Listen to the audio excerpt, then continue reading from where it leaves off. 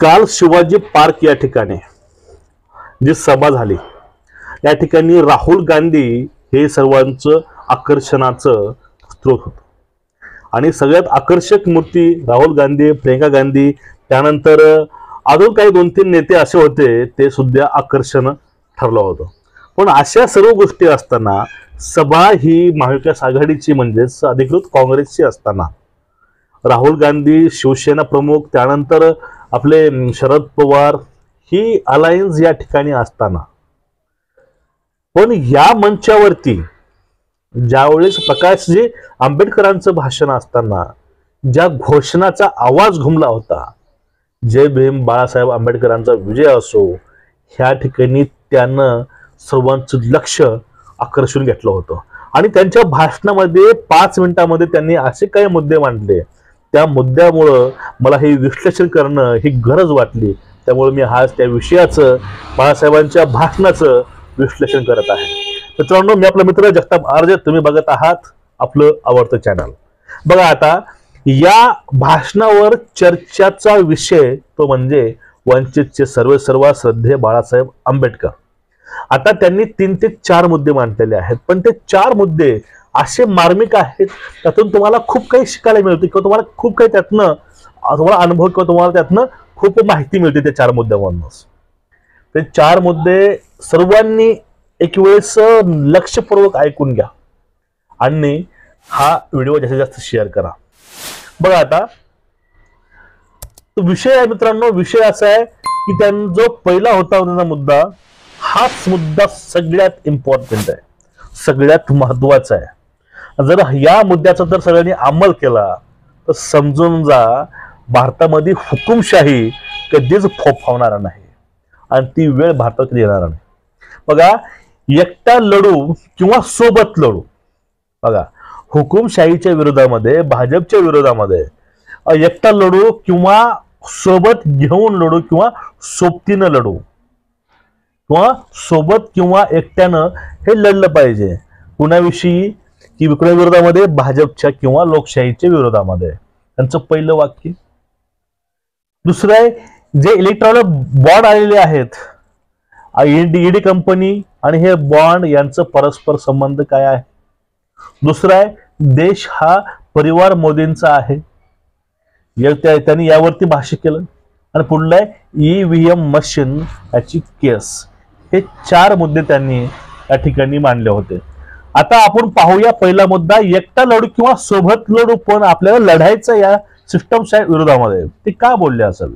बघा, सध्या रशियामध्ये इलेक्शन चालू आहे, त्यासाठी पुतीनच्या विरोधामध्ये कुणीही नेता उभारलेला नाही. कारण काय आहेत, जे ऑपोजिशनचे होते काही जेलमध्ये आहेत तर काही देश सोडून गेलेले आहेत. त्यामुळं रशियामध्ये पुतीनच्या विरोधामध्ये कुणीच निवडणुकीला थांबलं नाही. आम्ही निवडणुका लढवत आहोत, लोकशाही सध्या जिवंत आहे. बघा, लोकशाही जिवंत आहे. तू मला मारल्यासारखं करायचं, मी रडल्यासारखं करतो, अशी असणारी ती अवस्था आहे. लोकशाही जिवंत आहे, पण पुढून कोणी थांबायलाच तयार नाही, अशी मानसिकता येथील पुतीन साहेबांची आहे. आणि त्यांनी जे लोकशाही संपवली, ही एक इनडायरेक्ट तिथं हुकुमशाही फोपावत आहे रशियामध्ये. तशीच आपली सुद्धा अवस्था येणाऱ्या काळामध्ये आहे आणि आपल्याला ते सावध व्हायची गरज आहे, असा टोला आपल्याला या ठिकाणी दिलाय त्यांनी इनडायरेक्टली, असं आपल्याला म्हणता येईल. आणि हाच खूप महत्वाचा मुद्दा आहे. जर भारताचं रशिया तर होऊ द्यायचं नसेल तर आपल्याला ह्या गोष्टी काळजीपूर्वक बघाव्या लागतील. आणि पुढला मुद्दा होता त्यांचा, की इलेक्ट्रॉनिक जे बॉन्ड आहेत, हे बॉन्ड नेमके कसे होते, हे बॉन्ड कुणाला दिले, कोण घेतले, यातनं कसा व्यवहार झाला. बघा, आता महाराष्ट्रामध्ये तुम्ही गोष्टी बघत असाल की आमदार फुटत आहेत, खासदार फुटत आहेत, पक्ष फुटत आहेत, नेते फुटत आहेत. तो पक्ष आपल्या भूमिकेवरती ठाम राहतो, पण त्यातील काही प्यादे किंवा काही मधल्या गोट्या हा सोडून गेल्या. कारण काय आहेत, त्यांच्यावरती धमक दाखवली ईडीची. ईडी कार्यवाही असेल, काय घोटाळे असतील, हे दाखवून त्यांना आपलंसं करून घेतलं. पण जो इलेक्ट्रॉनिक बॉन्ड आहे, तो बॉन्डचा विषय काय आहे माहितीये का, ज्या मोठ्या मोठ्या कंपन्या आहेत महाराष्ट्रामध्ये किंवा भारतामध्ये किंवा आपल्या भारताचे जे व्यापार करू इच्छितात किंवा करतात, त्याला हीच भीती घालायची. ईडीची असेल किंवा कुठलीही शासकीय जे एस्टॅब्लिशमेंट आहेत, शासकीय ज्या एजन्सी आहेत, त्यांची भीती घालून त्यांच्याकडनं चंदा गोळा करायचं काम हे भाजपनं केलंय. त्याच्या माध्यमातून केलेलं आहे. ह्या सोशल ज्या काही एजन्सी आहेत त्याचा धाक टाकून त्यांनी इलेक्ट्रॉनिक बॉन्ड त्यांनी करून हा चंदा गोळा केलाय असा आरोप त्या ठिकाणी आंबेडकरांनी केलेला आहे. त्यांनी हे बोललेलं आहे आपल्याला हे गोष्ट थांबवायची आहे, त्यासाठी काहीतरी करायला पाहिजे असं गांधींना सांगितलं. आता त्यांनी एक महत्वाचा मुद्दा त्यांनी घातलेला आहे. आता या ठिकाणी वैयक्तिक कुणावरती वैयक्तिक आयुष्यावरती बोलायचा आपल्याला अधिकार नाही, आपल्याला अधिकार तो दिलेला नाही संविधानानं. पण या ठिकाणी एक तरी मुद्दा असा म्हटला की काय, हे देश मेरा परिवार है, हा देशच माझा परिवार आहे असं मोदी म्हणतात. पण मोदींचा परिवार कुठं आहे? खुर्ची आणि मोदी याच्या व्यतिरिक्त कुठला मोदीचा परिवार आहे का, हे त्यांनी खरा प्रश्न बाळासाहेबांनी केलेला आहे. हा प्रश्न बरोबर आहे. ज्यांना एखाद्या गोष्टीचा अनुभवच नाही, संसारिक जीवनाचा असेल, संसारात कुठल्या असेल, तर तो व्यक्ती त्यांचं जे फिलिंग्स आहेत, प्रॉब्लेम्स आहेत, तो समजून घेऊन चांगले निर्णय कसं घेऊ शकतो. किंवा त्यांनी हे पण सांगितलेलं आहे की हिंदुइझम मध्ये काय आहे, हिंदू धर्मामध्ये कुटुंब कुठला असतं, परिवार कुठला असतो, स्त्रियाशिवाय, बायकोशिवाय, आईशिवाय परिवार हा पूर्ण होत नाही. मोदीचाच परिवार अपूर्ण आहे, तर ते देश माझा परिवार आहे कसं म्हणू शकतात आणि ते हिंदुत्व कसं गाजवू शकतात की एक आपली सोबती धर्मपत्नी ह्यामध्ये जगामध्ये असताना सोबत न राहणं, त्यावरती त्यांनी खडा सवाल केलेला आहे. हा झाल्या गोष्टी त्यांच्या वैयक्तिक आयुष्याविषयी मोदी साहेबांच्या. पण या ठिकाणी प्रश्न फक्त एकच येतो, तो प्रश्न येतो की खरंच लोकशाही संपत चालली आहे का?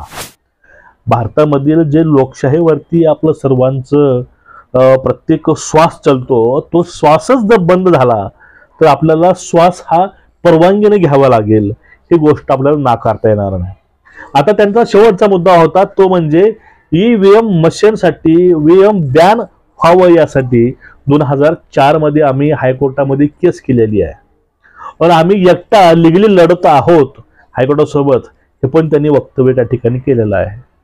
म्हणजे एकूणच बघा, शिवाजी पार्क वरती महाविकास आघाडीची सभा जी होती, ती महाविकास आघाडीची सभा प्रकाशजी आंबेडकरांनी डायरेक्ट बुडावरच घाव घालून हे गाजवली. आणि सभेमध्ये जे घोषणाबाजी होती, टाळ्याचा कडकडाट होता, तो पूर्णपणे आंबेडकरांच्या नावाचा जय जयकार आणि जय भीम नावाची घोषणा या ठिकाणी विशेष आकर्षण ठरलं होतं. आणि याचा प्राऊड खरंच गांधींना झाला असेलच, यामध्ये काहीही शंका नाही. पण हे त्यांचे भाषण होतं, हे फक्त 5 मिनिट होतं. जर हे भाषण वाढवून एक 15 मिनिट 20 मिनिट ठेवलं असतं तर अजून त्यांनी आपल्या विचारामध्ये कुठल्या कुठल्या गोष्टी निष्पन्न केल्या असत्या किंवा काढल्या असत्या हे आपल्याला समजलं असतं. पण ह्याच 5 मिनिटांमध्ये त्यांनी खूप काही सांगून गेलं. तर ह्या लोकशाही वाचवण्यासाठी, संविधान वाचवण्यासाठी जर एकटा लढू किंवा सोबत लढू, हे वाक्यच खूप महत्वाचं आहे. एकटं लढू किंवा सोबत लढू म्हणजे प्रकाशजी आंबेडकर याच्या लढण्यासाठी फक्त आघाडीवरती अवलंबून नाहीत, ही गोष्ट सर्वांनी लक्षामध्ये ठेवावी. आणि ही गोष्ट महाविकास आघाडी सुद्धा कळले पाहिजे की आंबेडकर हे आपल्यावरती अवलंबून आहेत. त्यांनी राहुल गांधीच्या समोरून त्यांनी गोष्ट बोललेली आहे, राहुल गांधीच्या स्टेजवरून त्यांनी गोष्ट बोललेली आहे की एकटा लढू किंवा सोबत लढू. म्हणजे यांची तयारी दोन्हीकडून पण आहे, एकटं लढायची तयारी पण आहे आणि सोबत लढायची सुद्धा तयारी त्यांनी पूर्णपणे केलेली आहे. आपल्याला ही गोष्ट नाकारता येत नाही या ठिकाणी.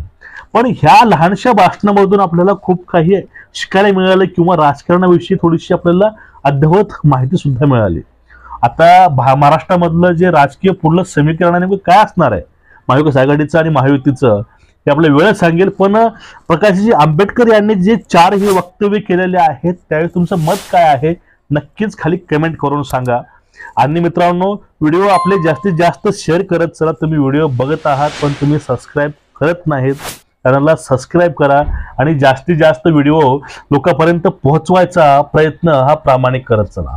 मग व्हिडिओ कसा वाटला नक्कीच कमेंट करा आणि तुमचं याविषयी मत काय आहे, तुमचं ओपिनियन काय आहे ते पण नक्कीच सांगा.